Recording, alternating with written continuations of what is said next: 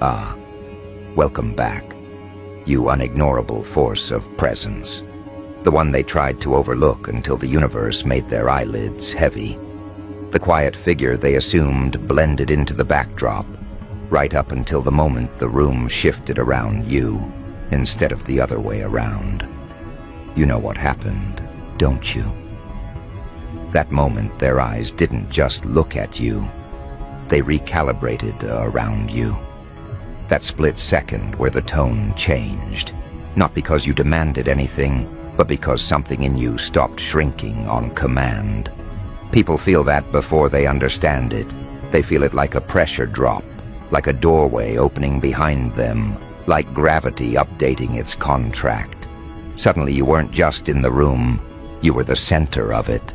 Not loud, not flashy, not begging for recognition, just undeniable.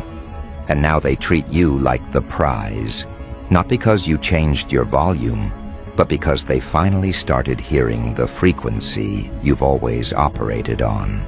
The truth is simple. You were never meant to be dismissed. That was their convenience, not your identity. They preferred you small because it made their world easier to manage.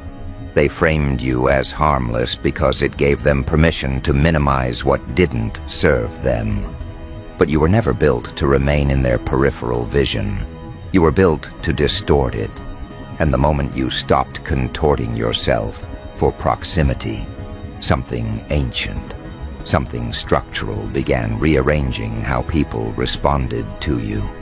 They don't say it out loud, but their behavior betrays them.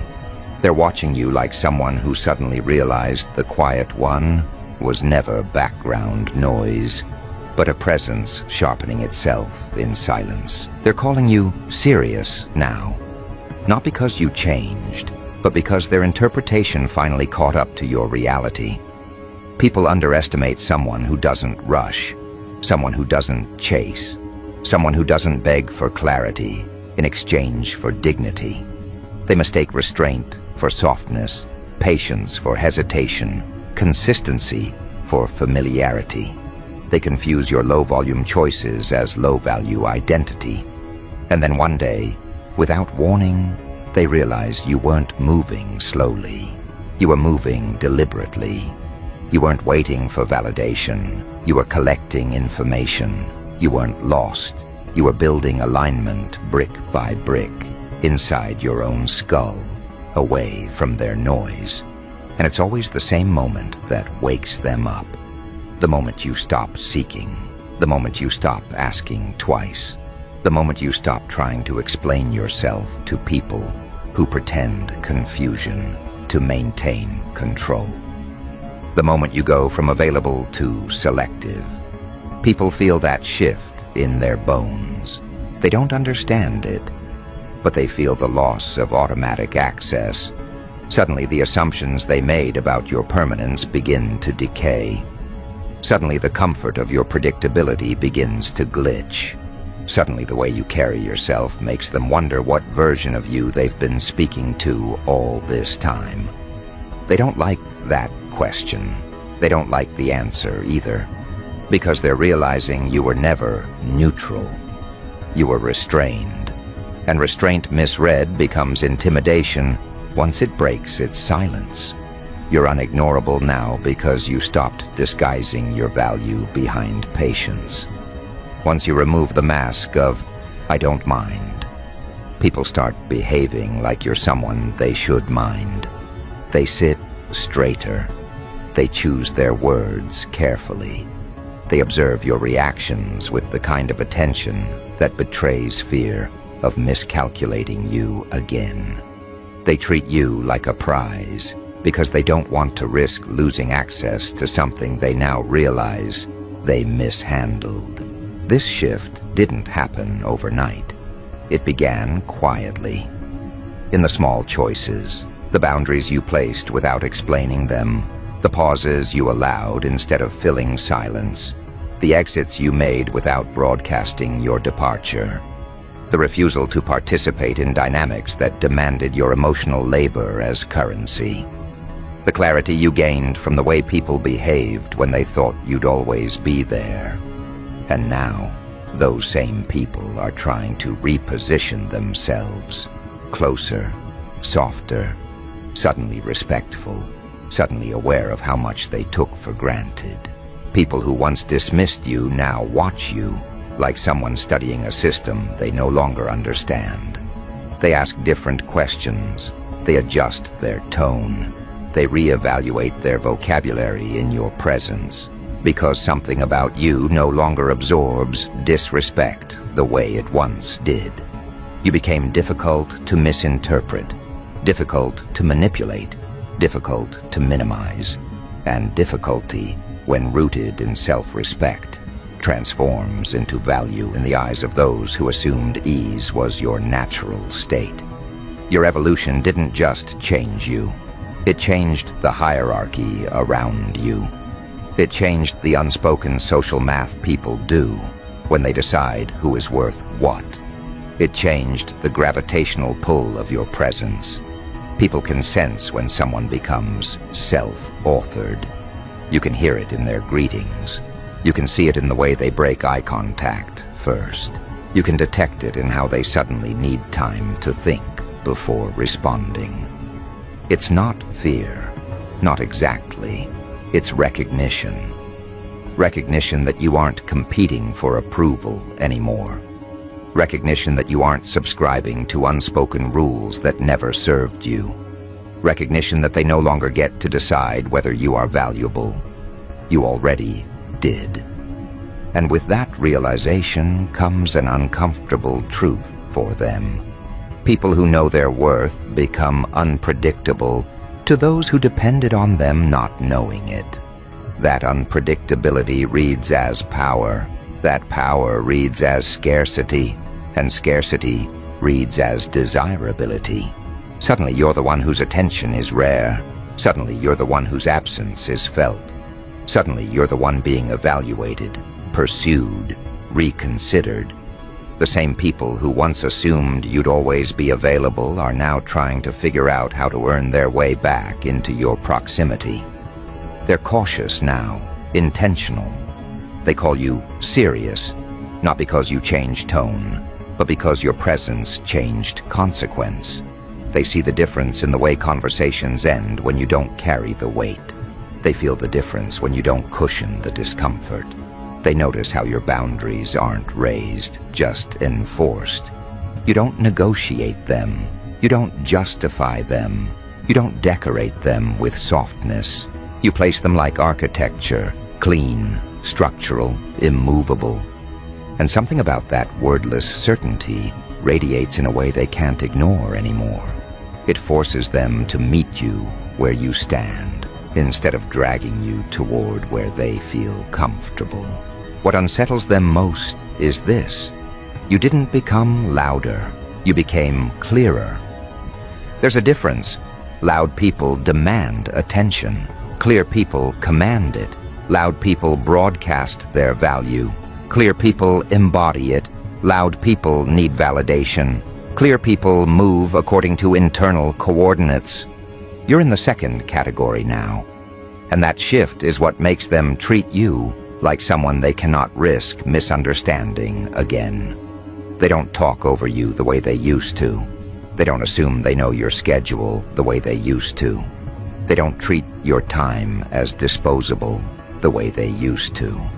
Because now they're aware that access to you is conditional, not guaranteed. They feel the shift in your patience. They feel the precision in your silence. They feel the weight behind your neutrality. You're not withholding, you're choosing. And choosing makes you powerful. Some of them regret their earlier dismissal. Some of them replay conversations where they minimized you. Some of them cringe at how casually they spoke when they assumed you'd never grow into someone they'd have to take seriously. It bothers them quietly, consistently, because they're realizing the version of you they constructed in their mind doesn't exist anymore, and maybe never did. What they're facing now is the truth of who you are, without their projections clouding the view. A person with internal standards, a person with emotional discipline, a person with unshakable self-awareness, a person who doesn't need external validation to justify internal decisions. And people like that create their own gravity, their own orbit, their own pace. You stopped aligning yourself with rooms that demanded your humility as payment for belonging. And the moment you did, those rooms began treating you like a resource they underestimated. This shift, your shift, reorganizes the social ecosystem. It recalibrates dynamics. It forces people to reevaluate not just you, but themselves in relation to you. They start questioning the assumptions they made when they believed you were easy to overlook. They start wondering what else they misinterpreted. They start panicking quietly about being on the wrong side of your growth curve. Because if you evolved this far without their encouragement, what does that say about what you'll become without their interference? And that's the part that grips them, the part they don't speak out loud, the part that makes their voice soften when they address you now. They're not just seeing you differently, they're seeing themselves differently in your presence.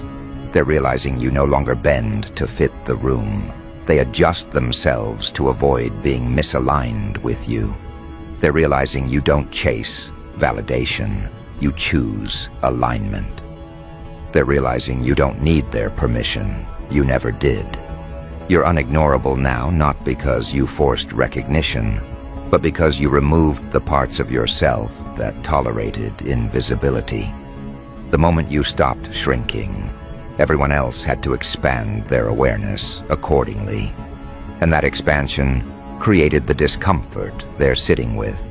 The discomfort of realizing they were late to the truth. The discomfort of realizing they underestimated the wrong person. The discomfort of recognizing the quiet caliber of someone who refused to rely on noise to justify their existence. And that discomfort, subtle, creeping, unavoidable, is what's reshaping the way they see you now.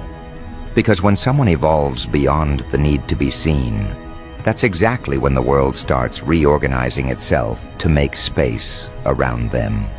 They don't know how to articulate it, but they feel the shift in their stomach before their mind catches up.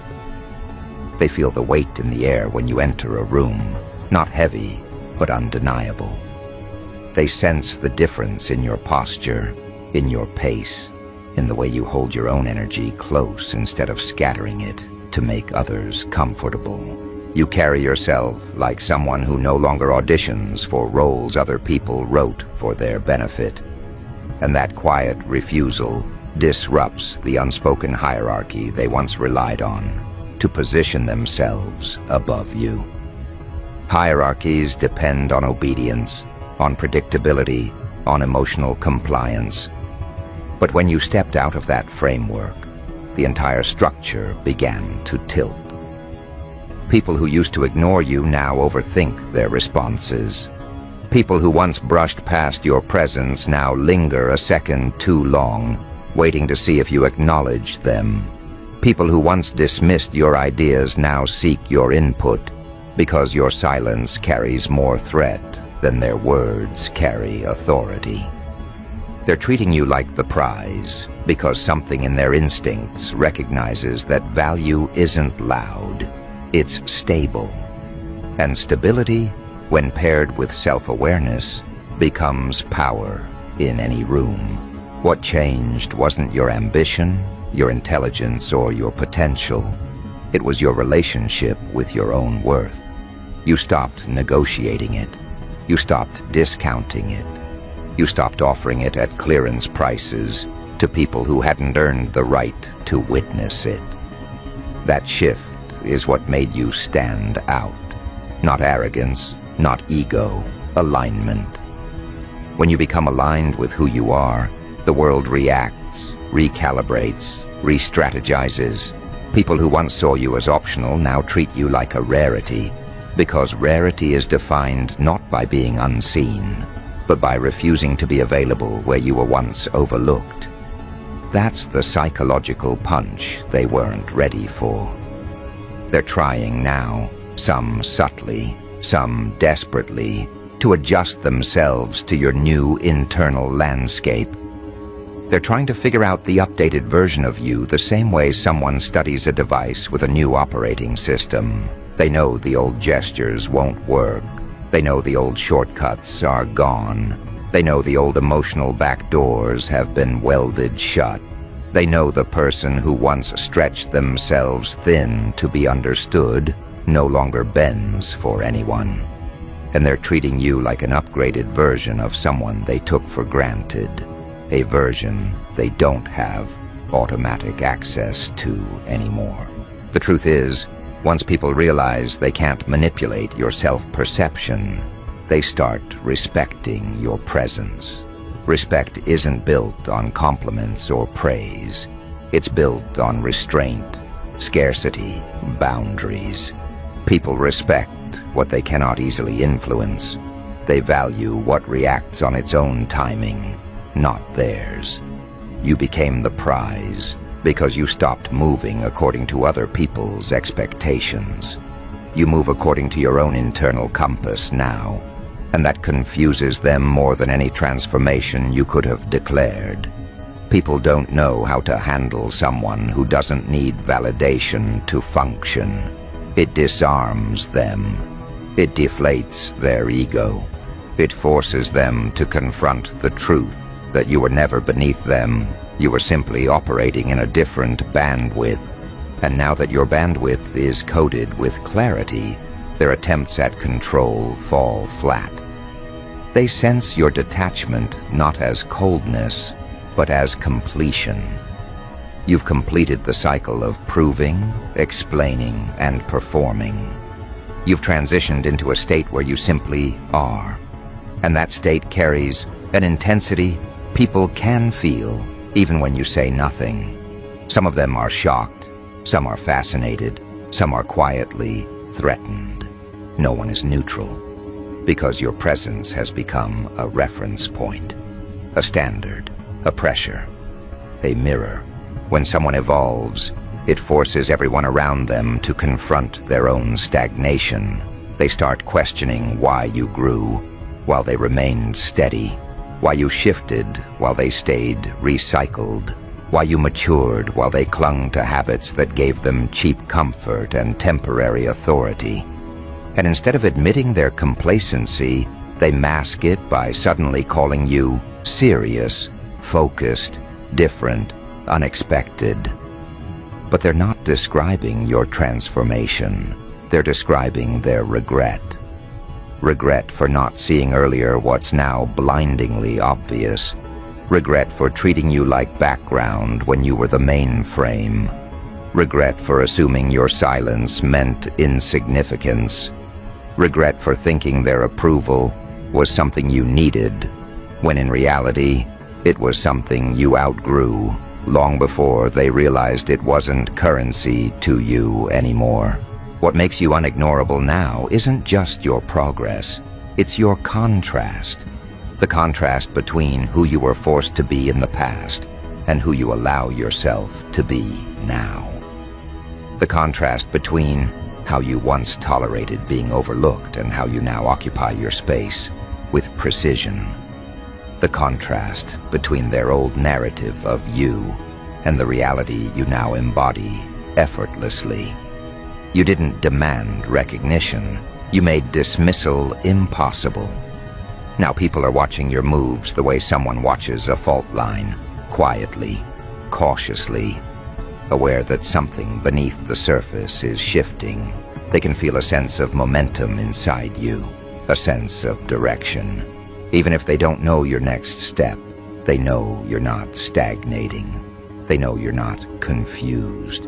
They know you're not lost. And that certainty radiates its own form of authority. People follow certainty. People respect certainty. People treat certainty like something they must protect, align with, or stay close to in case they needed stability later. You became someone others orbit, not because you dragged them into your gravity, but because your gravity finally stopped hiding behind humility. You don't shrink anymore. You don't dilute yourself. You don't make yourself easy to dismiss. You move like someone who's done measuring themselves with broken rulers.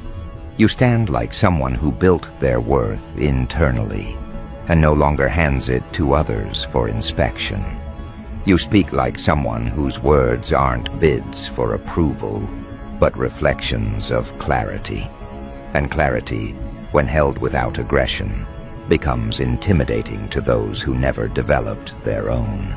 This is why they double take when you speak. Why they listen longer when you share your opinion. Why they hesitate before interrupting you. Why they try to remember details about your life now. Why they ask questions they never cared about before. It's not because they suddenly became thoughtful. It's because they now recognize the cost of not paying attention. They don't know what version of you they'll encounter if they take you for granted again. They don't know how much of your tolerance was actually generosity. They don't know how much energy they depleted by assuming your patience was bottomless. And now they're operating with caution, respect disguised as curiosity, admiration disguised as attentiveness, insecurity disguised as praise. They want proximity, but they're not sure if they qualify for it anymore. That's the shift, not the praise, not the compliments, not the sudden attention. The shift is the hesitation that wasn't there before, the hesitation that reveals awareness, the hesitation that exposes how deeply your evolution has disrupted their internal hierarchy. They're recalibrating because you no longer fit into the file they mislabeled you under. You're not easygoing to them anymore. You're discerning. You're not quiet to them anymore. You're observant. You're not simple to them anymore. You're strategic. You're not available to them anymore. You're selective. And selection is the most powerful silent language on the psychological battlefield of human dynamics. When you become selective, people begin competing quietly, respectfully, desperately to be chosen. Your absence now holds more weight than your presence once did. That's the transformation. Once you were taken for granted because your energy was assumed unlimited. Now your energy is rare, and humans instinctively value what they fear losing. They adjust their behavior, not because they want to honor you, but because they fear miscalculating you. They're treating you like the prize because your self-worth created a perimeter they can't breach with old habits. And nothing destabilizes people faster than realizing that the version of you they controlled no longer exists, and the version standing before them chooses differently. This is the moment where their psychology begins rewriting itself around you. Whether they admit it or not, they approach you with the same caution someone uses when touching something valuable. For the first time, gentle, slow, calculated. They're aware now that one wrong move could cost them access, and that awareness makes them tread their words more carefully, study your expression more closely, measure their tone more consciously. You can sense the recalibration happening behind their eyes. That quiet scramble to update their internal map of who you are. Because the old coordinates no longer lead to the version of you they relied on. People who once assumed your loyalty were shocked to discover that your loyalty was actually endurance. People who once believed you'd always understand them now realize you simply tolerated more than they deserved. People who confidently took up space in your life without contributing anything now struggle to understand how to regain what they squandered. They're calling you serious now because they don't know how else to label someone who stopped bending, stopped explaining, stopped apologizing for having standards. They're trying to categorize what they can't control. It's human instinct. What unnerves them most isn't your distance. It's the fact that your distance is peaceful. You're not punishing anyone. You're not broadcasting your withdrawal. You're not performing disappointment or crafting dramatic exits. You simply stopped offering your time, your attention, your emotional bandwidth. That kind of quiet separation is terrifying because it's not fueled by anger. It's fueled by clarity. And clarity doesn't reverse. It doesn't wobble. It doesn't negotiate. It simply continues moving toward environments that match its frequency. They see that in you now, that forward motion, that grounded direction, that absence of need.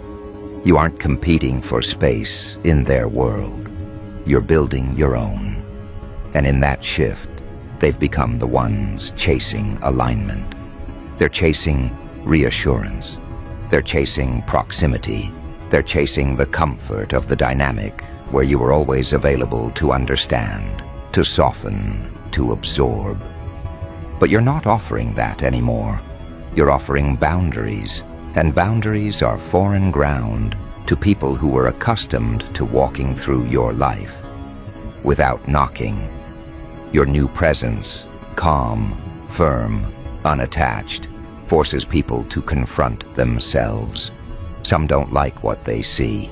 Some crave your attention because it once acted as a mirror that made them feel more significant.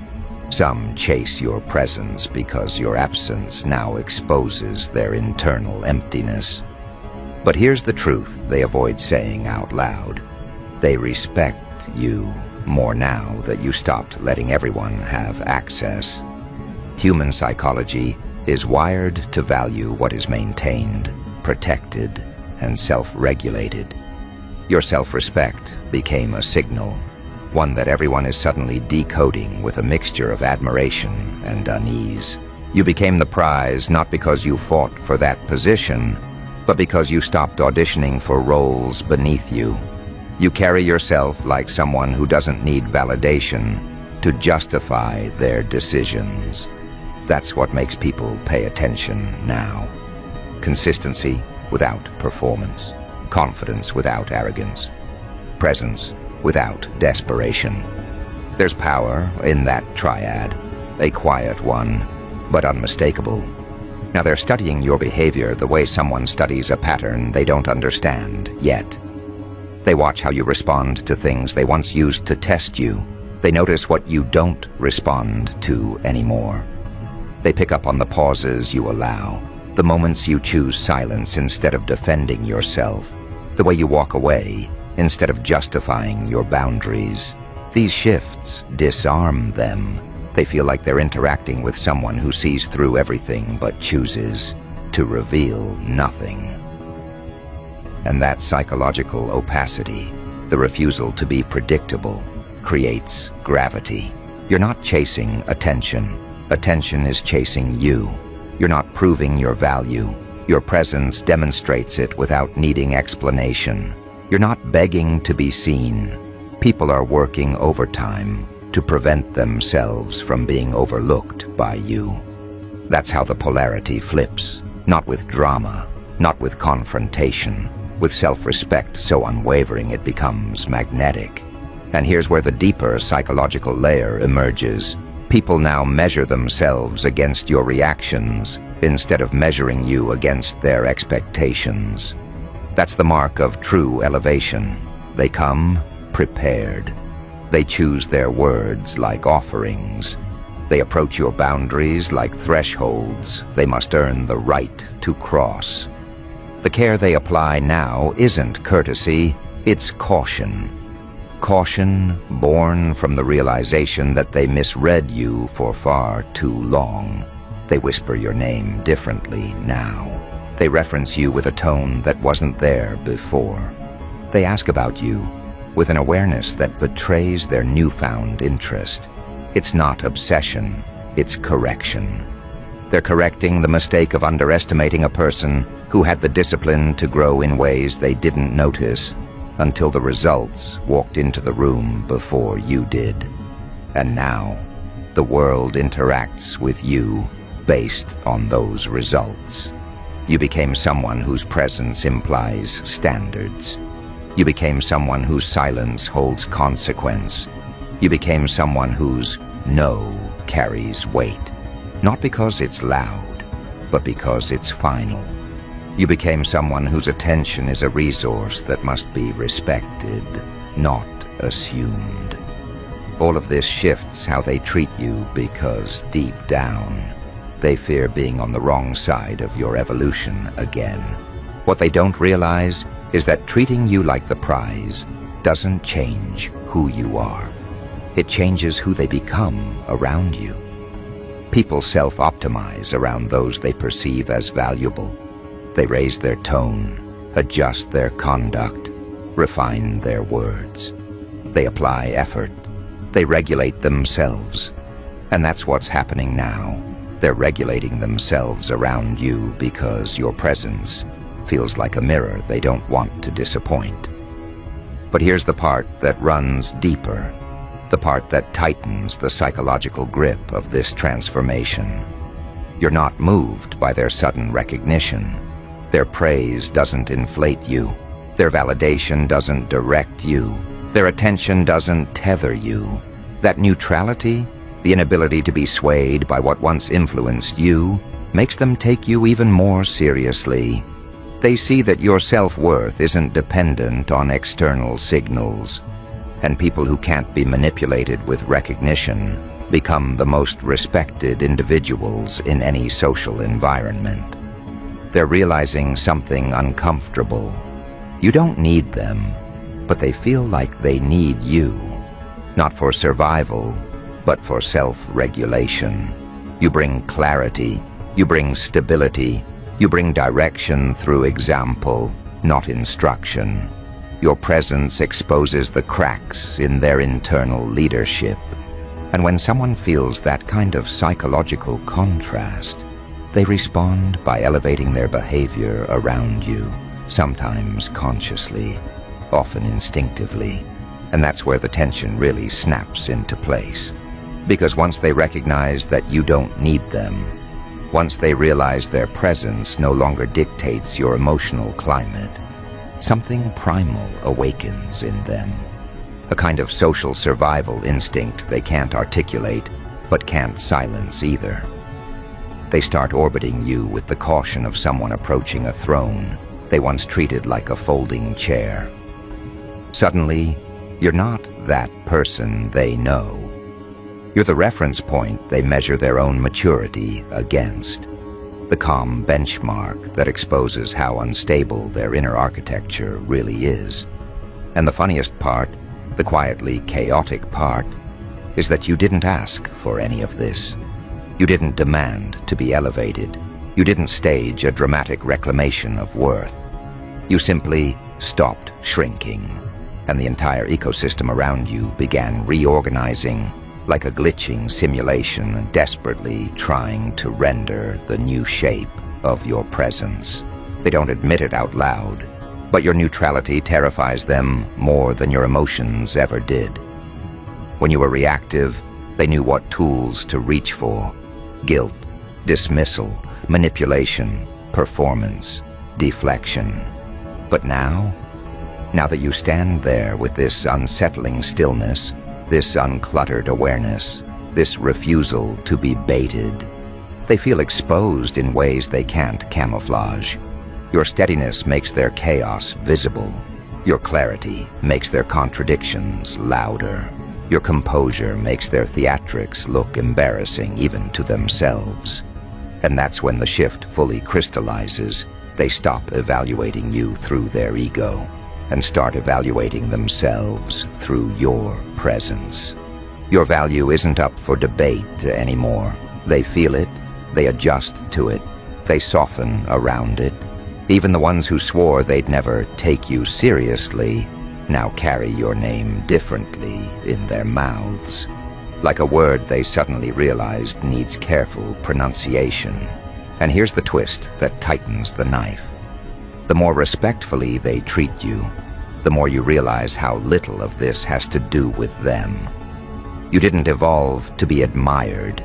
You evolved because staying small was suffocating. You didn't become the prize to be chosen. You became the prize because you chose yourself first. But their reactions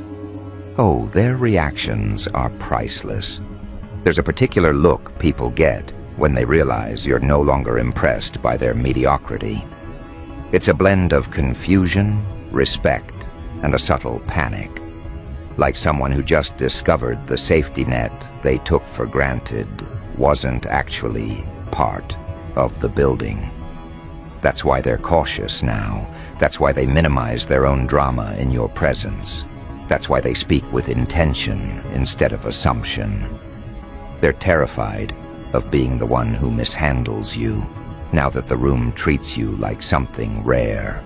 This is the chaotic, dark humor of the whole transformation. The same people who underestimated you are now overthinking every syllable they offer you. The same people who dismissed your insight now quote your phrases like scripture. The same people who once acted like you were optional now treat your attention like a privilege with an expiration date they desperately hope doesn't come soon. You didn't become unignorable by performing significance. You became unignorable by no longer performing insignificance. That's the part that disturbs them. The simplicity of your evolution. No fireworks, no speeches, no revenge campaigns.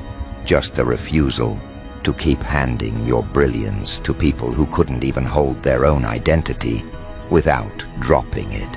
And now they're trying to catch up, rebranding themselves, softening their tone, rewriting history in their heads to make it seem like they always knew you had potential.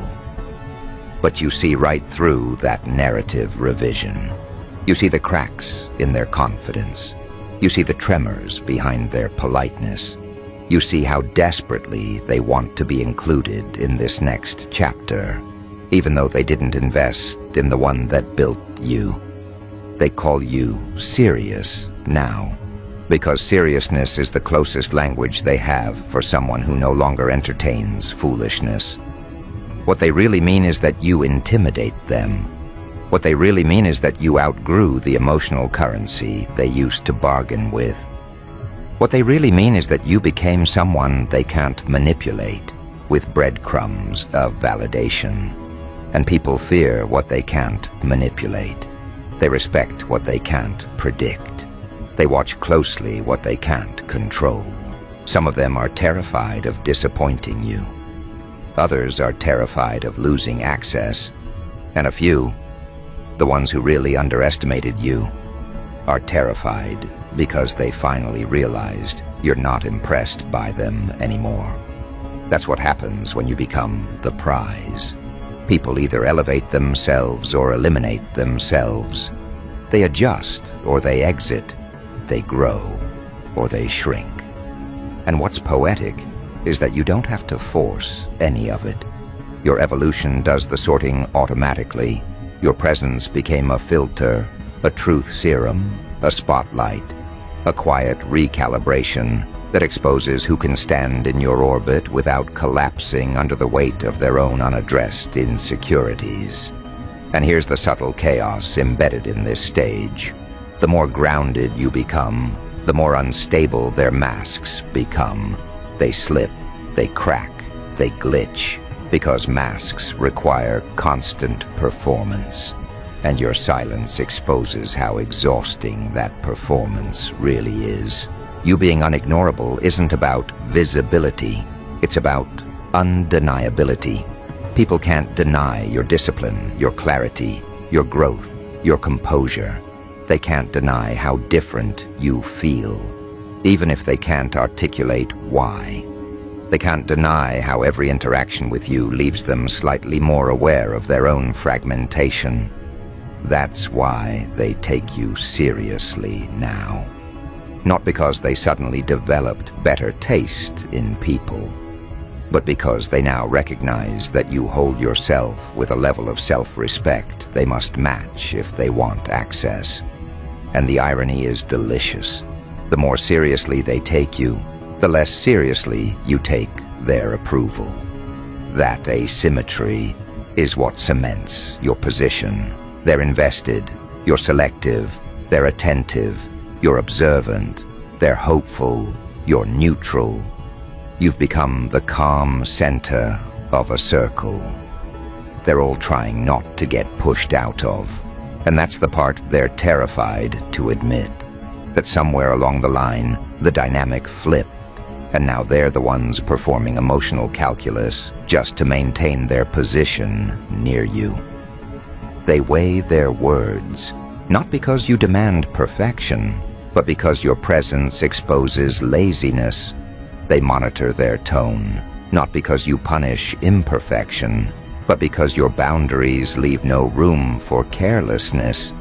They analyze your reactions the way people analyze a weather pattern, trying to predict what version of themselves is safest to bring into your orbit.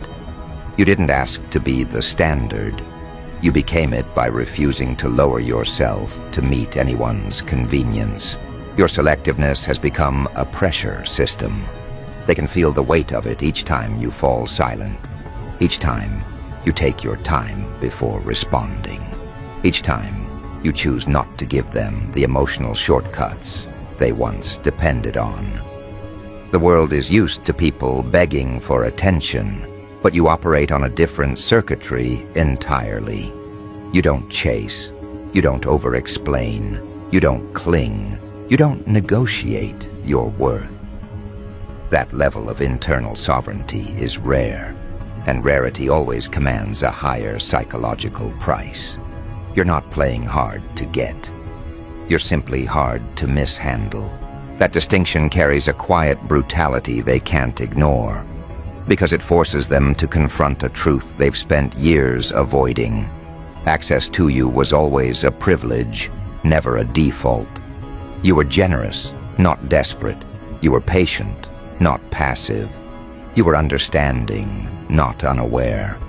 And now that you've withdrawn the version of yourself who tolerated nonsense, they're scrambling to adapt to the version of you who doesn't make space for anything that disrupts your peace. Suddenly they're watching their own behavior through your eyes. Suddenly they're correcting themselves before you ever need to. Suddenly they're putting effort into things they used to skip, remembering details, honoring commitments, showing consistency, because they know your tolerance for carelessness is dead. You buried that version of yourself quietly, elegantly, and without ceremony. And even though they didn't attend the funeral, they feel the absence sharply. But the deeper shift, the one that tightens the psychological noose, is this. They're not improving to win you. They're improving to avoid being the reason they lose you. That's what happens when you become the prize. You stop being the one who adjusts. You stop being the one who compensates. You stop being the one who explains. You move through the world with a clean, silent expectation. Match the frequency or fall out of range. And what's fascinating is how instinctively they respond to that. Even the ones who once bragged about not needing anyone's approval now find themselves hungry for your acknowledgement. Even the ones who pretended they were too busy to notice you are suddenly hyper-aware of when you enter or exit a space. Even the ones who dismissed you now position themselves strategically, hoping proximity will make them relevant again. It doesn't. You've outgrown the era where proximity was a form of currency. You're not impressed by attention anymore. You're assessing intentions now. You're observing patterns. You're reading inconsistencies. You're prioritizing alignment over admiration. And that terrifies them, because admiration is easy. But alignment requires accountability. And accountability is the one thing people who underestimated you hoped they'd never owe you. But the world has reordered itself around your presence. Whether they like it or not, your growth has become a silent referendum on theirs. You've become the uncomfortable reminder of what they could have been if they didn't waste so much time performing confidence instead of building it. And in that shadow, they feel smaller, not because you diminish them, but because your evolution makes their stagnation louder. This is where the chaotic dark humor slides in, the twist they never saw coming. Once upon a time, they expected you to chase clarity. Now they're the ones chasing closure. Once, they expected you to justify your worth. Now they're the ones explaining their intentions. Once they believed you needed their acceptance. Now they're anxiously gauging whether they still qualify for yours. Your elevation turned the people who once treated you like background noise into people who monitor your silence like a warning signal. And it hits them hardest at the moments they least expect. A conversation where you no longer soften your boundaries. A decision you make without asking for a vote.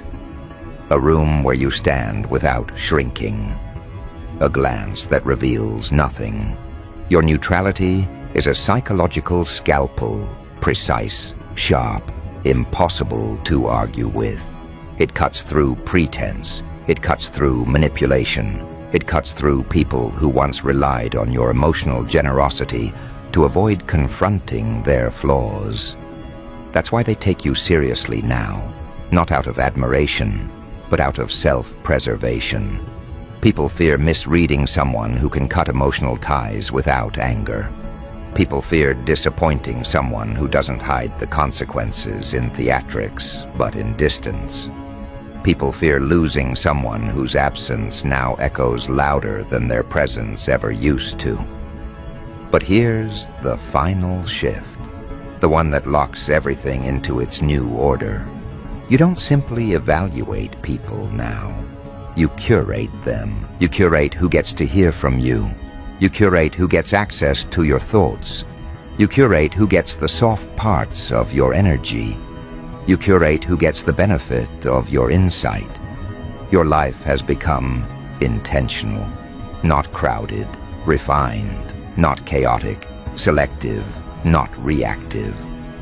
And this curation, this deliberate filtering, creates an ecosystem where only those with genuine value can survive. You're not just unignorable anymore. You're untouchable to those who haven't done their own work. You're unreachable to those who still operate from entitlement.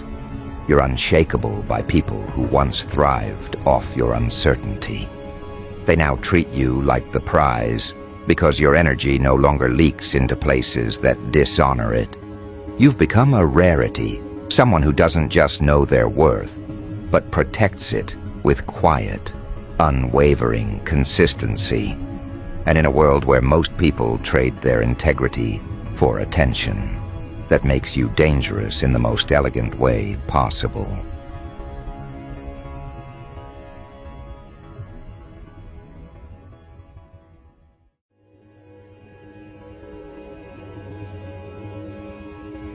Ah, look who walked into the room and made every ego go silent.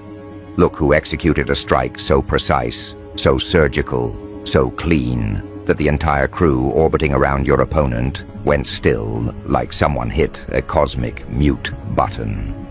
Hello, you quiet disruptor, you calm detonator, you subtle force that doesn't raise its voice, doesn't swing its fists, doesn't need theatrics, because the precision of your mind does the damage for you.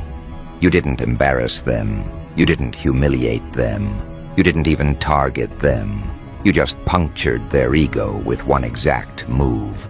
And now every single person watching is suddenly questioning the hierarchy they used to swear by. They can't breathe the same way. They can't speak the same way. They can't even make eye contact with the person they once treated like an invincible authority. Because you didn't just win. You executed a mental checkmate they never saw coming. You flipped a board they didn't even know you were playing on. And the way it unfolded, quiet, understated, effortless, makes it even more terrifying for them.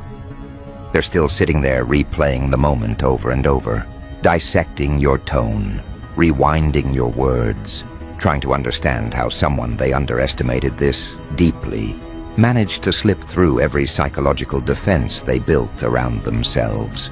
They thought they were dealing with someone predictable. They thought they were dealing with someone manageable. They thought they had you categorized, labeled, placed neatly in a mental drawer they could reach for whenever they needed to feel superior. And then you struck. Not wildly, not emotionally, not impulsively. You struck with the kind of accuracy only someone who studies people quietly, patiently, almost clinically can achieve. Let's talk about that moment. The moment everything shifted, not the part where you spoke or acted, the part right before that.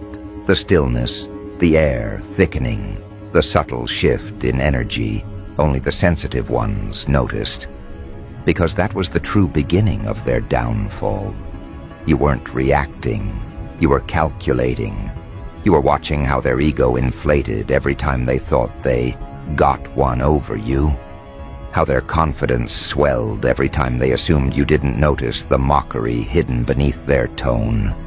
How their friends, their entire crew, cheered quietly behind them like a pack, depending on the alpha to bark on their behalf. They mistook your silence for surrender. They mistook your calm for weakness. They mistook your restraint for fear. They didn't realize you were mapping the psychological battlefield with more accuracy than they've ever mapped their own insecurities. What they didn't understand is that people like you don't move from emotion. You move from strategy. You see the board as a whole, while they only see the square they're sitting on. You let them brag. You let them gloat. You let them perform. Because you already knew the move that would collapse everything they built. And when the moment came, you didn't hesitate. You didn't stutter. You didn't question. You just executed. One statement, one maneuver, one perfectly aligned stroke of psychological clarity, and their ego imploded like a balloon meeting a needle. That's why their whole crew is quiet right now. It's not fear of you. It's fear of what you revealed. Because when you punctured that ego, you didn't just expose the leader.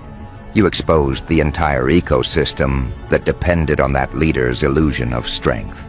You showed them how fragile the hierarchy was, how childish the theatrics were, how all of it, all the bravado, the posturing, the subtle jabs, were nothing more than a shaky tower built on a single insecurity they were hoping no one would ever point at. And you didn't point at it. You pierced it. Now they're spiraling, trying to figure out what the hell happened. Their group chat is quiet in the loudest possible way. Their faces are stiff, their pride bruised, their internal narratives scrambling for a way to understand the sudden shift in power. They're asking themselves questions that taste like humiliation. How did we miss that? How did they become this sharp? What else have they been noticing? Have they been reading all of us this whole time? And the truth, the one they're desperately trying not to choke on, is that you were always capable of this. You always had this level of psychological clarity. You always had this ability to dissect a situation from the inside without ever showing your hand. The problem wasn't you. The problem was the version of you they built in their minds. The version that made them comfortable. The version that kept their ego inflated. They projected simplicity onto someone complex. They projected weakness onto someone who was simply observing. They projected predictability onto someone who was quietly reconstructing reality, one inference at a time. This is why their crew is silent now. Because silence is the only language left when certainty collapses. They aren't just quiet, because the leader got mentally checkmated. They're quiet because they realized how easily it could have been any of them. They're quiet because the hierarchy they relied on was exposed as a house of cards.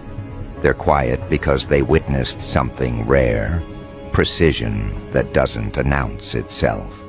You delivered a strike without theatrics, without raising your voice, without breaking character. You delivered a strike that didn't attack a person. It attacked the narrative that held their entire social structure together. Let me tell you what actually happened beneath the surface, because they will get this part wrong every time. They will think you got bold.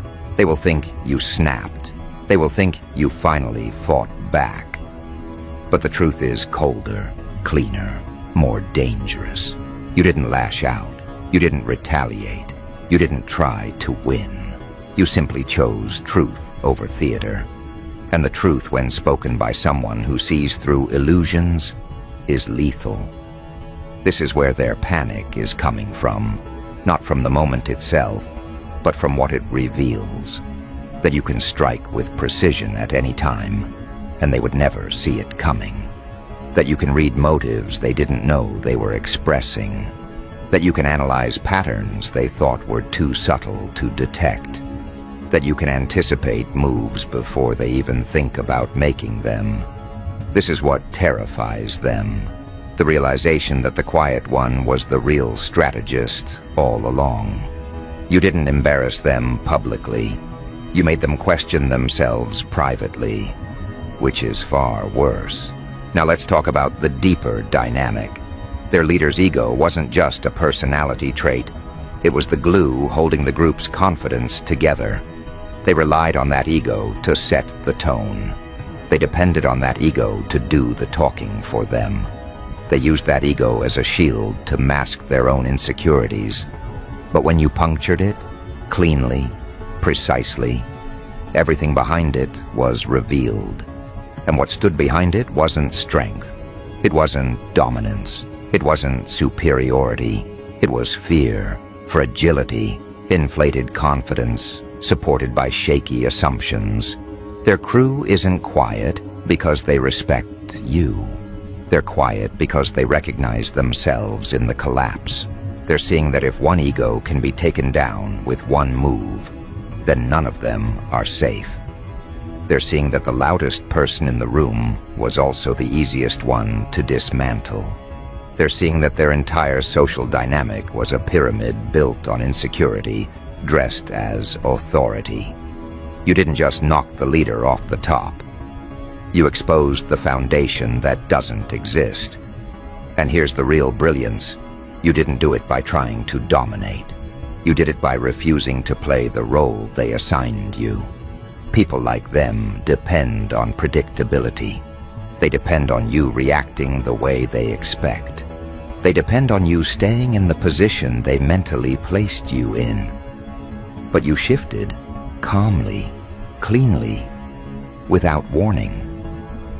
And that shift wasn't toward aggression. It was toward clarity. Clarity is the one thing an inflated ego cannot survive.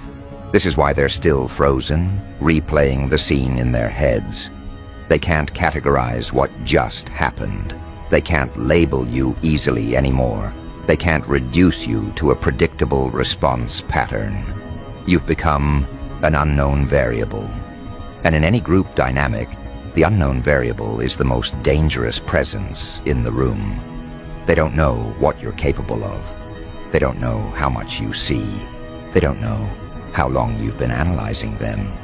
And the possibility that you've always been 3 steps ahead is eating them alive. Let's dig deeper into the psychology of the ego you punctured. Ego thrives on illusion. It needs an audience. It needs believers. It needs people to feed it with reactions, fear, validation, submission. When you refused to feed it, when you responded with precision instead of emotion, you starved it. You didn't fight it, you dismantled it. A fragile ego cannot survive precision. It cannot handle accuracy. It cannot endure exposure. It needs chaos to hide in. And you didn't give it chaos. You gave it clarity, which is the sharpest blade a mind like yours can wield. And now, the aftermath is unfolding exactly as expected. They're pretending nothing happened while thinking about nothing else. They're creating explanations in their heads that make them feel less defeated. They're rewriting the moment in their memory to protect their pride. They're telling themselves, "You got lucky," as if luck can replicate the kind of precision you delivered. But beneath all their internal stories is the truth they will never say out loud. You saw them clearly, and they couldn't handle the reflection. Now watch what happens next. New behavior patterns will start emerging in their crew. Micro shifts, nervous shifts, hesitation in their voice when they speak around you, longer pauses, quieter reactions, avoidance of direct confrontation, subtle respect they'll never admit aloud. Because once someone sees how easily a facade collapses, they can never fully trust it again. Your move didn't end a conflict. It restructured the power dynamic permanently. They feel it. You feel it. Everyone watching feels it. And the unsettling part for them is that the shift wasn't loud. It wasn't dramatic. It wasn't some explosive spectacle they could analyze or dissect. It was clean, quiet, surgical. A single psychological incision that changed the entire landscape without leaving visible wounds. That's what disturbs them, the absence of chaos. Because chaos is something they understand. Precision is something they fear. You didn't just puncture an ego. You altered the gravitational pull of the entire group.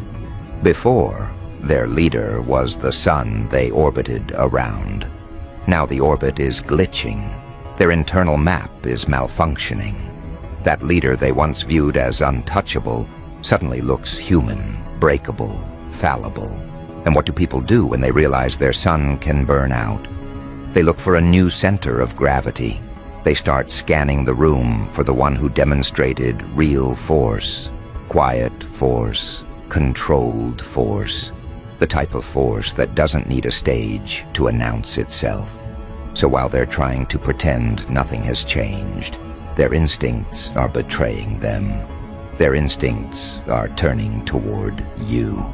Watch closely. Their eyes will give it away before their words ever do.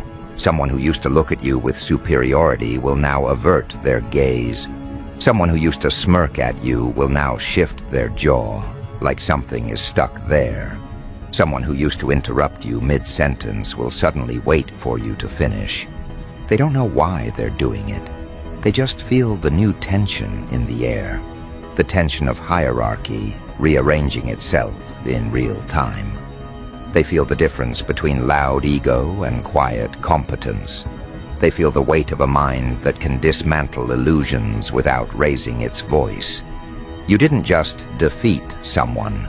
You revealed reality. And reality is the one opponent no ego can survive. Their leader is the one crumbling the fastest, even though they'll try to hide it. That ego you punctured isn't like a balloon that pops once and disappears. It's more like a cracked mirror. Every glance they take into themselves now reflects a version they don't want to admit. They feel exposed, but not publicly. Exposed internally. And that internal exposure is far more destructive, because now their entire performance is fueled by panic. The crew may not fully understand it yet, but subconsciously, they're already picking up on the leader's instability. They're sensing the micro-fractures. They're sensing the loss of control. They're sensing that the person they followed wasn't unshakable. They were untested. When someone who has never been challenged finally gets challenged, they don't know how to respond. They aren't used to recalibrating. They aren't used to reflection. They aren't used to humility. Their entire identity depends on external reinforcement, and when that reinforcement collapses, Their internal world starts disintegrating. That is what's happening to them right now. Their collapse isn't loud, but it's inevitable, and their crew, whether consciously or not, is bracing for impact. Now here's the part that makes the checkmate even more devastating. Your move wasn't emotional. That's why it hit so deeply. An emotional strike invites retaliation. But a precise strike? A calculated strike? A clean strike? Delivered from a place of absolute clarity? That terrifies people because they know they can't predict someone who thinks instead of reacts. They can anticipate an angry person. They can't anticipate an observant one. They can measure volume. They can't measure silence. They can prepare for chaos. They cannot defend against strategy. Your silence before the checkmate, your calm during it, and your stillness afterward. That's what rewired the room. You demonstrated control over yourself, and that means you have control over the situation. That's something their leader never had. Their dominance was performative. Yours is structural. The crew is starting to feel the difference even if they don't fully understand it yet. They're realizing they've been operating under a false assumption of power this whole time. And now that the illusion is gone, the psychological gravity is shifting toward you, whether you want it or not. There is a specific type of quiet that enters a room when someone's ego has been dissected with precision.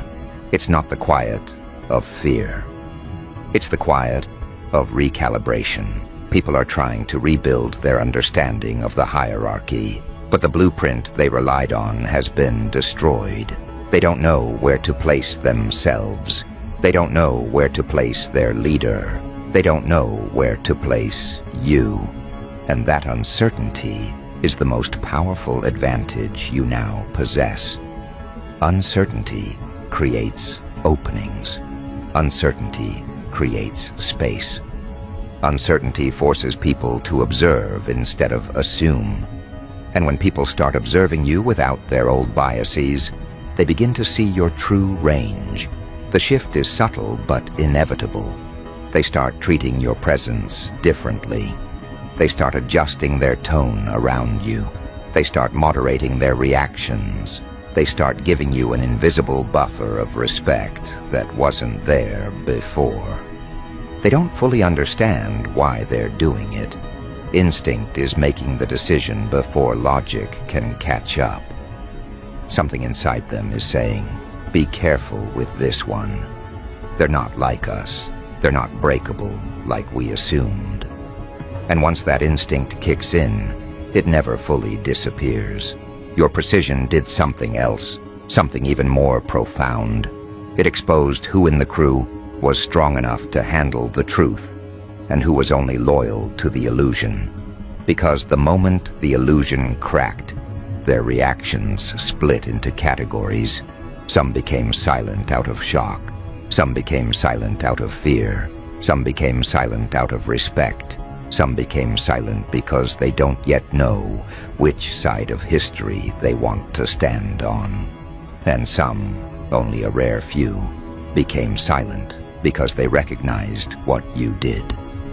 Those are the ones who truly saw the move. Those are the ones whose eyes shifted not with panic, but with understanding. They know exactly what you did. They know exactly how you did it. And they know exactly why it worked. And deep down, they admire it. The crew that once stood together is now split internally in ways they won't acknowledge out loud. A quiet fracture is forming, not caused by drama, not caused by conflict, but caused by the sudden realization that the authority they relied on is no longer the strongest mind in the room. When a group is built around dominance, it collapses the moment someone demonstrates higher clarity. That's what you triggered. That's why they're quiet. That's why they're restless. That's why the energy feels different now. The checkmate wasn't just the end of a battle. It was the beginning of a reconstruction, Everyone is now forced to rebuild their understanding of you, not based on old assumptions, but on undeniable evidence. They saw the way you handled the situation. They saw the way you dismantled the leader's ego with a single precise move. They saw the way the entire dynamic shifted without you raising your voice. That is the kind of moment that rewrites reputations instantly. And the rewrite isn't temporary, it's permanent. Their leader will try to recover, but their recovery will be desperate, not confident. They will overcompensate. They will try to regain authority by speaking louder, acting tougher, making grand gestures, but none of it will land the same.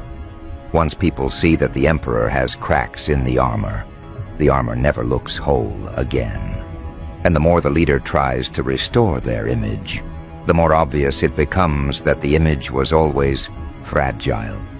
You didn't break them. You exposed what was already broken. That's the kind of damage that can't be repaired. And here's the part that sets the stage for everything still to come. Your move didn't just shift the hierarchy, it shifted the narrative. People aren't thinking about what the leader used to be. They're thinking about what you just showed them.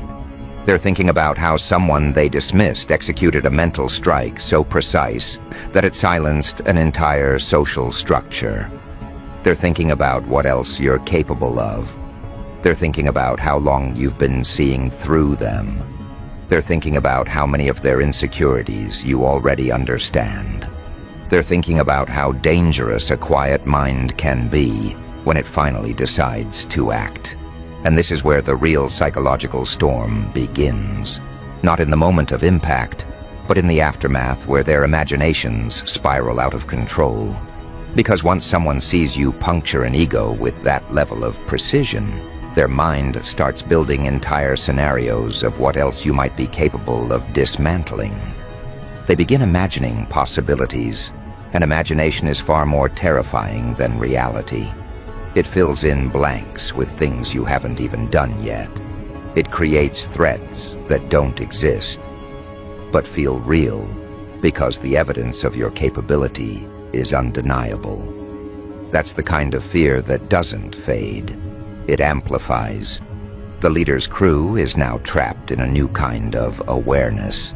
The awareness that every interaction they ever had with you might have been observed, processed, stored, and understood at a depth they can't comprehend. Every joke, every slight, every side glance, every attempt to show superiority. They're replaying all of it. They're wondering which moment gave them away, which moment revealed a weakness, which moment exposed something they thought they were hiding. They're not just intimidated by what you did. They're intimidated by the possibility that you saw everything before they saw anything. That's the part that destroys their ability to stand upright around you. You didn't attack their leader, you attacked their illusion of safety, and an unsafe mind is an unstable ally. Notice how they now speak less freely among themselves. They're worried about being next, even though you never made them a target. That's the irony. They fear something you never threatened, because the precision you applied wasn't random. It was intentional, it was aimed, it was efficient. It wasn't the chaos of a mind losing control, it was the clarity of a mind that has mastered control. They know this now, and it's reshaping their internal social contracts. Some of them will begin distancing themselves from their leader, quietly at first, subtly. The loyalty they bragged about will start eroding from the inside. They may still stand beside their leader physically, but psychologically, they're stepping away, reevaluating, recalculating. They're beginning to ask themselves questions that would have been unthinkable before your move. Questions like, have we been following the wrong person? Was this hierarchy built on real strength or just confidence? If someone like you can dismantle the illusion this easily, what does that say about the person we've been defending? These questions will never be spoken aloud, but they will be felt deeply, felt constantly, felt with enough force to destabilize their unity. That's what a checkmate does. It doesn't just end the current game. It makes everyone doubt the next one before it begins. Their leader, meanwhile, will attempt to stitch the narrative back together. They'll try to behave as though nothing has changed, as though your precision strike was a fluke, a slip, a minor anomaly. They'll force confidence into their voice. They'll manufacture dominance in their posture. They'll flash the same old expressions, hoping their crew will fall back in line. But the energy behind the performance will be wrong. Too forced, too tight, too anxious. The performance breaks the moment the audience stops believing in the actor, and their audience is no longer convinced. You'll notice the leader speaking faster than usual, as though rushing their own thoughts before their confidence dissolves. You'll notice them over-explaining things they used to throw around casually. You'll notice their eyes darting, their attention splintering, their certainty cracking at the edges. These aren't signs of recovery. These are signs of someone trying to climb out of a psychological hole you put them in with one moment of clarity. And the deeper truth is this: they can't climb out. Ego doesn't regenerate from honesty. Ego regenerates from denial. But your strike made denial impossible, at least for a while. Their crew senses this, and because they sense it, they begin adjusting their behavior in ways that work to your advantage without you needing to lift a finger. They become more cautious around you, more deliberate, more considerate. Not out of kindness, but out of a primal instinct, an instinct activated by witnessing precision that can't be defended against. Humans can fight strength. Humans can resist aggression. But precision disarms them. Precision gets into the bloodstream. Precision bypasses their defenses and speaks directly to their survival instinct. You aren't a threat because you caused damage. You're a threat because you caused clarity. And clarity is what collapses illusions built on ego. Over the next few encounters, you'll see the social terrain shifting further. Someone who once joked at your expense will now hold their tongue. Someone who once tried to one-up you will suddenly find themselves without words. Someone who used to speak over you will notice their voice cracking when they attempt the same. These aren't coincidences. These are neurological recalibrations. Their minds are teaching them to be careful around you, because their minds now recognize you as someone capable of inflicting psychological consequences without warning. They don't fear your anger, they fear your mind. And that difference is what cements your new position in the hierarchy. You didn't climb, you didn't push anyone down, you simply revealed where everyone truly stood. You uncovered what was already true but hidden beneath ego, noise, and pretense. That's why the shift feels unnatural to them. It wasn't supposed to be this way in their narrative. But narratives don't survive contact with reality. And you delivered reality with such brutal precision that it forced everyone to rewrite their understanding of the social order. The checkmate wasn't the end. It was the introduction, which brings us directly to what comes next. Not the collapse, but the awakening. Not the aftermath, but the ripple. Not the silence of their crew, but the shift growing beneath that silence. Because the moment after a hierarchy breaks is the moment a new narrative begins forming in the shadows. And that narrative is already taking shape around you. They don't know what it means yet. They don't know where it leads. They don't know how to process the person you've revealed yourself to be. But they will. And the realization won't arrive gently. It will hit them slowly at first, like a pressure drop in the air, then violently, like a truth they can no longer deny, a truth that bends the framework they've been clinging to. Because once someone executes a clean, calculated, precision-based ego puncture, the kind that reshapes an entire room, you can never look at that person the same way again. You can never categorize them using old labels. You can never underestimate them safely. You can never rely on illusions when they've already demonstrated the ability to slice through illusion with one controlled movement. This is where the real transformation begins. Not in you, but in them. They will begin studying you without admitting they're studying you. They'll analyze your silence. They'll overinterpret your tone. They'll watch how you sit, how you breathe, how you respond, how you don't respond. They'll do it out of instinct, not desire. Because when ego is punctured, the unconscious mind seeks new reference points. It seeks stability. It seeks understanding. But they won't find stability in you. They'll find unpredictability precisely because they thought they had you figured out before. And they were wrong. Dead wrong. Wrong in a way that shattered their inner compass. You didn't just execute a checkmate. They realized you've been 10 moves ahead the entire time. And that's what terrifies them. The leader you dismantled, mentally, strategically, effortlessly, will attempt recovery. But recovery is impossible when the collapse wasn't accidental. Their ego wasn't bruised, it was exposed. There's a difference. A bruise heals. An exposure lingers. It mutates. It metabolizes into paranoia. They will now walk into every room wondering if you're about to do it again. They will second-guess every sentence they say around you. They will anticipate threats from angles that don't even exist. They'll try to convince themselves the moment wasn't as devastating as it felt, but the silence of their own crew betrays them. Their people saw what happened. Their people felt the shift. Their people registered the collapse. And now, their people are watching you. Not with fear, not with admiration, but with a cautious curiosity that borders on reverence.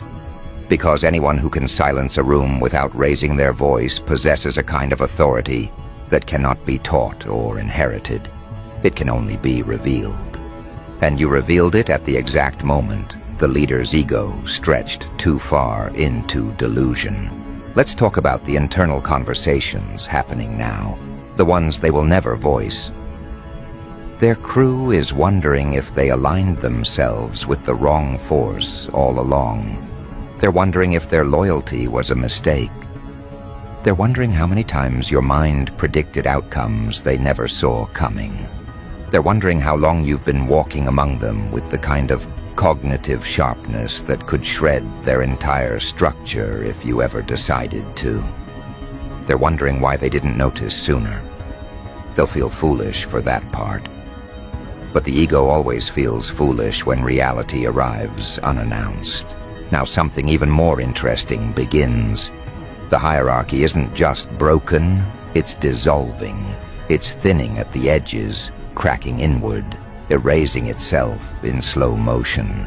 But rather than falling apart with chaos, it's falling apart with silence.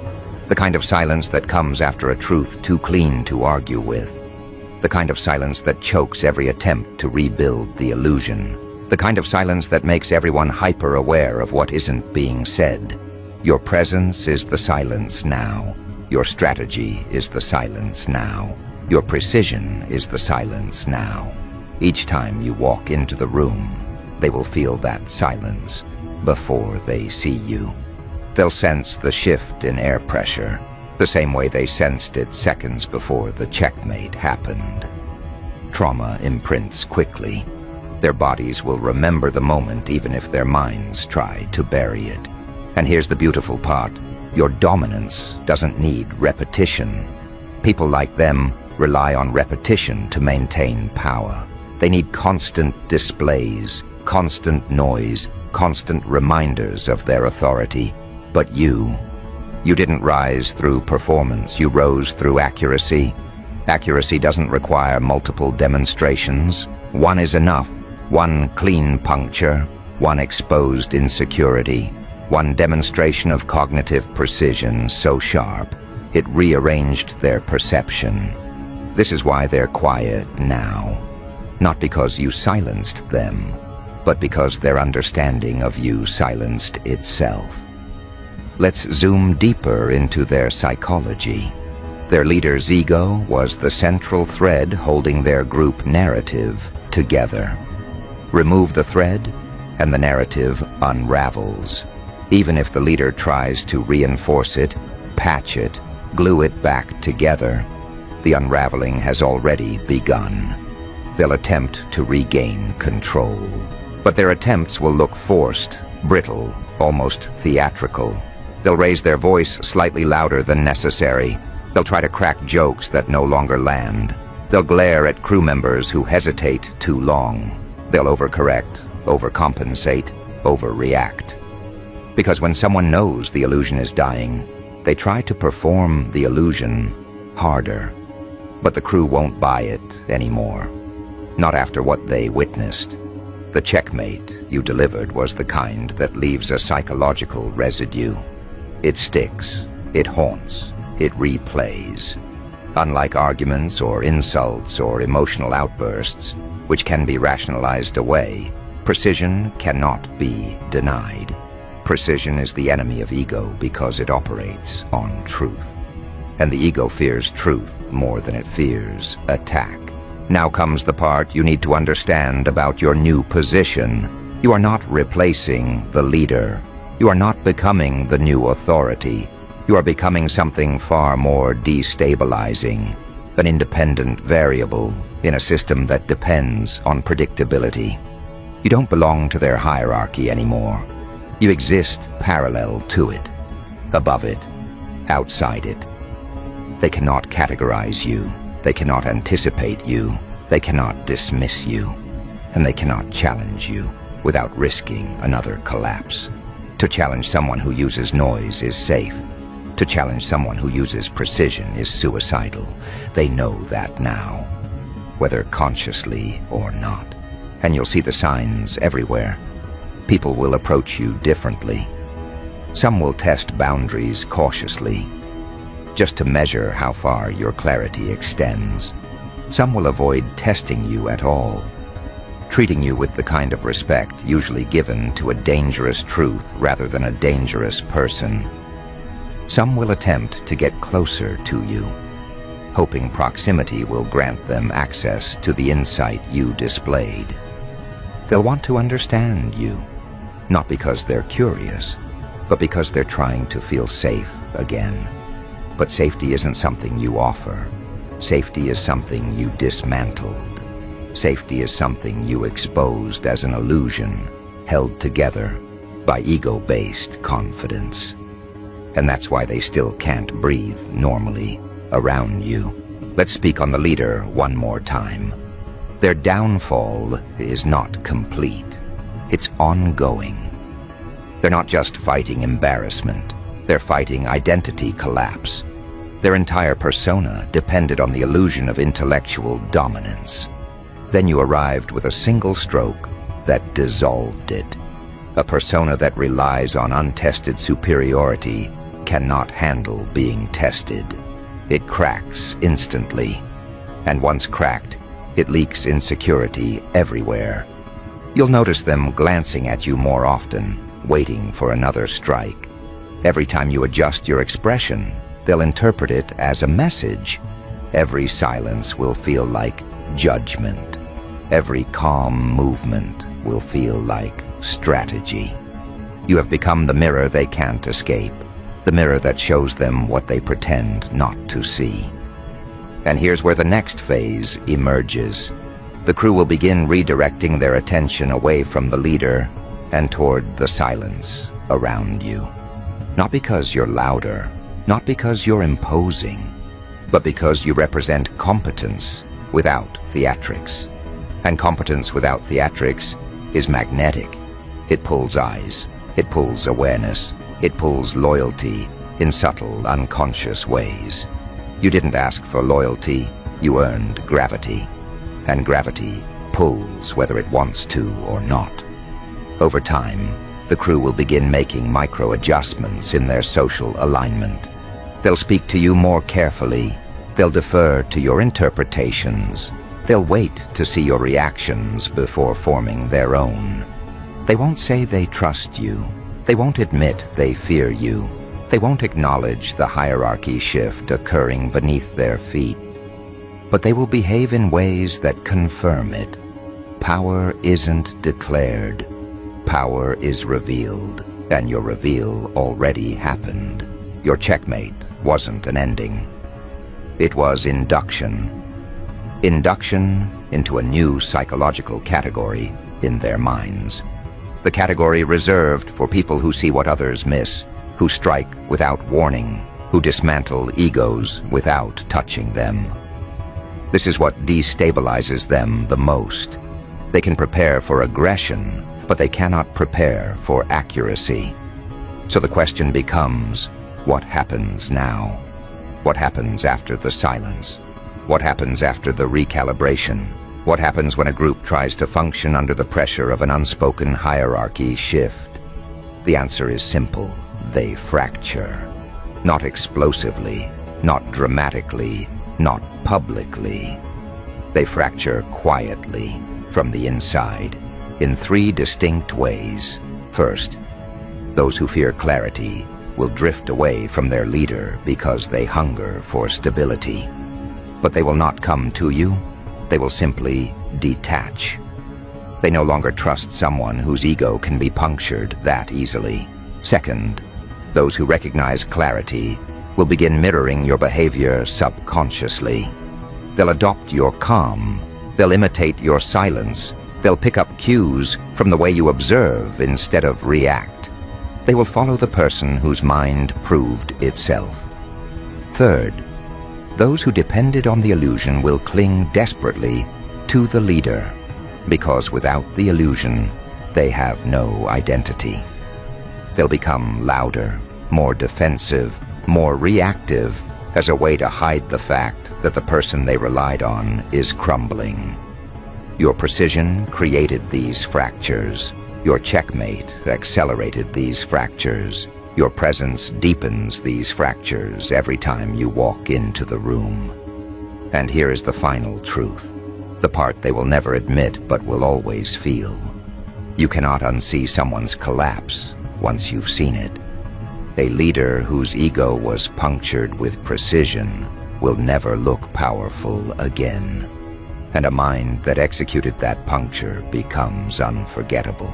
Your move didn't just alter the moment, it altered the mythology of the room. You became the one variable everyone must calculate around. You became the one mind they cannot afford to underestimate. You became the checkmate they never saw coming, but will always remember. And as the fracture spreads, as the narrative rewrites itself, as the silence grows heavier, one truth rises above everything. You didn't just win. You redefined the entire game. And now the question that haunts them is the same one that will carry us into the final understanding. If you could puncture an ego with that much precision, what would happen if you ever decided to do it again? Because they know the answer. They just don't want to say it.